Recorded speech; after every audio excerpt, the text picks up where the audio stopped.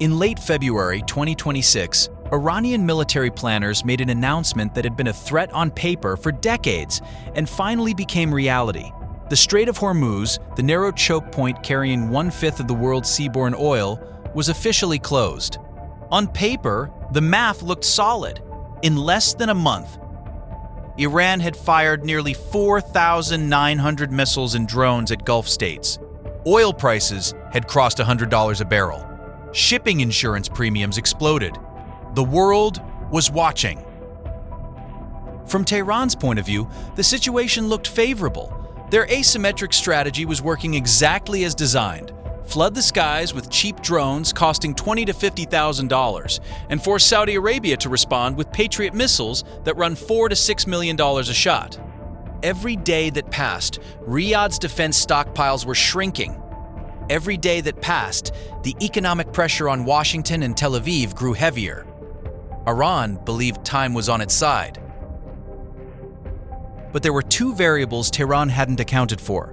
The first, a decades-old, 750-mile oil pipeline quietly being pushed to full capacity on the western edge of the Arabian Peninsula. The second, a president from a country that had been absorbing Russian drone strikes for 4 straight years had just landed in Jeddah on March 26, 2026.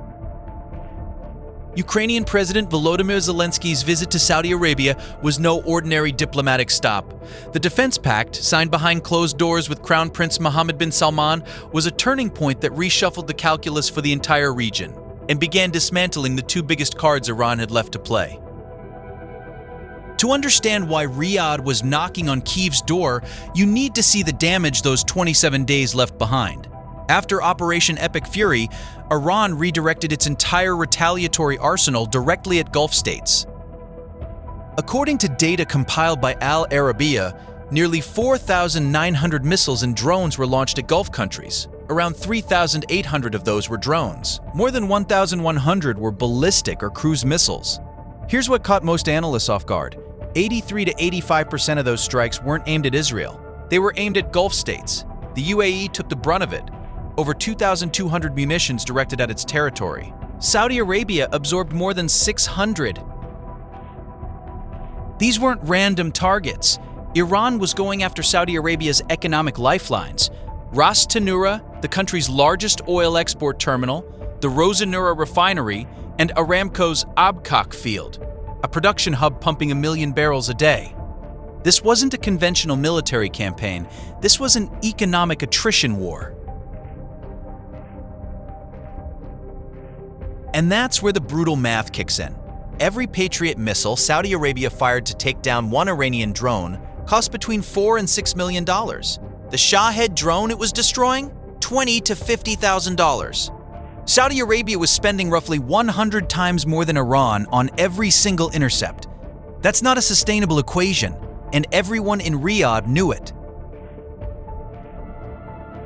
Saudi Arabia needed something fast, affordable, and ready to deploy now. That's exactly what Ukraine had to offer.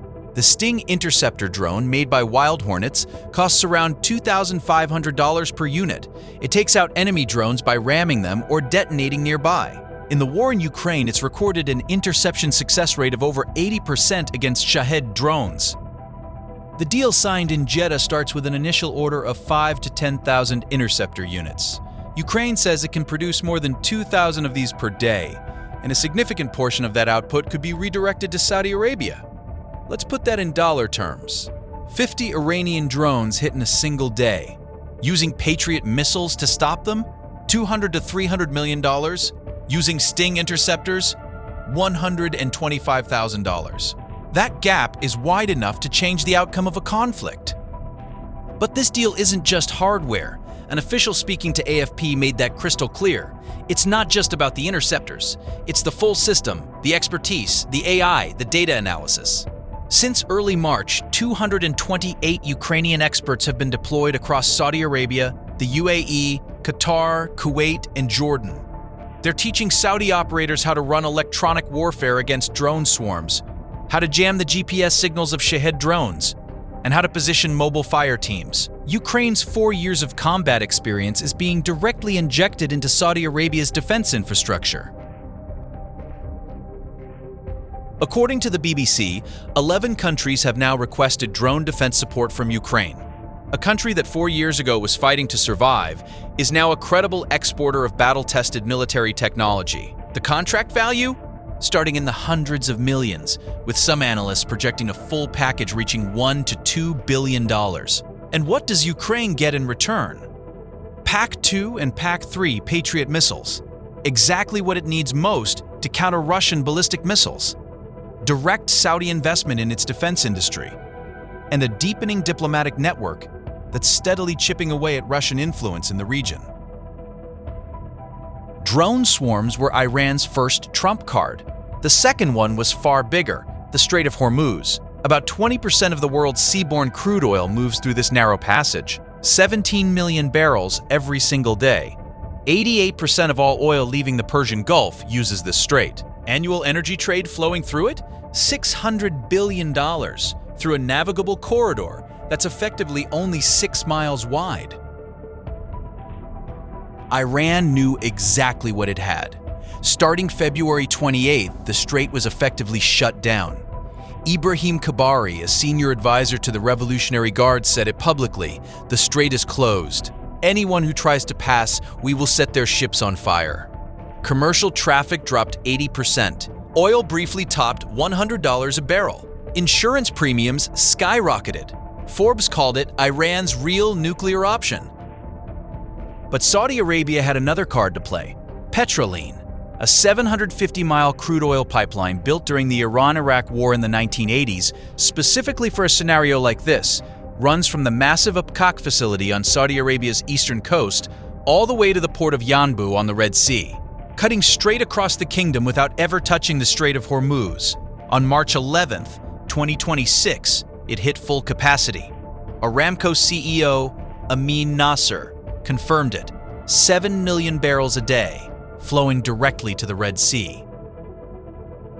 Bloomberg put it plainly: Saudi Arabia had turned a forgotten pipeline into the planet's most critical energy artery. The Hormuz threat, the one that had rattled global energy markets for decades with nothing more than a statement, had just been neutralized by a single infrastructure move.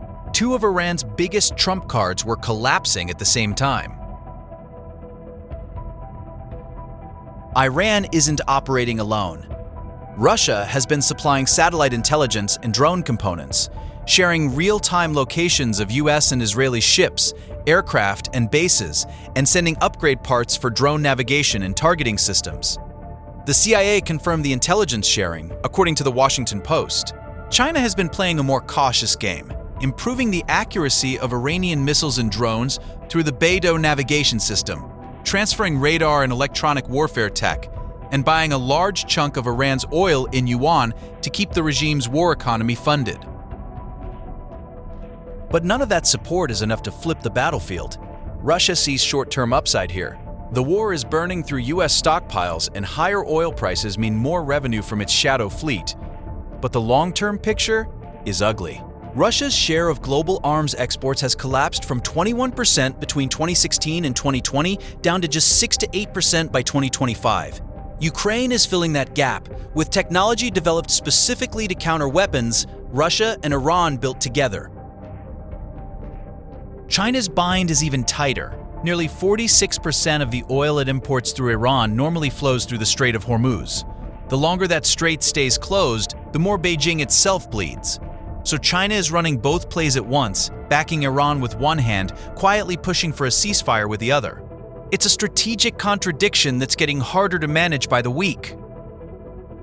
Saudi Arabia is now building the most comprehensive defense architecture in its history, and it's doing it in layers. In the short term, 730 PAC-3 MSE Patriot missiles from the US, worth $9 billion, as the high-altitude top layer, plus Ukraine's Sting drones as the affordable middle layer. In the medium term, a mutual defense pact with Pakistan, trilateral negotiations with Turkey for Bayraktar drone tech, and 28 new contracts with France on missile systems signed at the World Defense Exhibition in February 2026. In the long term, a domestic defense industry scaling rapidly under Vision 2030, the Near-X mobile electronic warfare platform, and the AI-powered Bark Rapid Interceptor, designed specifically to defeat low-cost drone threats. Let's zoom out and take stock of where things stand. Iran's drone swarms are losing effectiveness. Gulf defenses are hardening, and Ukrainian technology is accelerating that process. The Hormuz card is wearing thin. Petroline is running at full capacity, and U.S. Marines are operating in the Strait. Iran's navy has been largely destroyed, including 16 mine-laying ships, nearly 4,900 munitions fired, and 85 to 95% of them knocked out of the sky. Iran's ability to intimidate and deter is shrinking day by day, and the sharpest irony of all, their most effective asymmetric weapon, the cheap drone swarm, can now be stopped by a $2,500 interceptor. When that equation flips, the entire Iranian war doctrine goes with it. The deadline is on the table. Trump has given Iran until April 6 to reopen the Strait of Hormuz or face strikes on power plants and oil infrastructure. The first Sting interceptor deliveries to Saudi Arabia are expected within weeks. How Iran responds under this pressure will determine more than just the fate of the Gulf. It will shape global energy markets, maritime trade routes, and the balance of power between the world's major players. Keep your eyes on this region, because what's happening here isn't just one country's story, it's the story of an entire system being rewritten. And the next move could change everything. If this breakdown was useful, hit like and subscribe. We'll see you in the next one.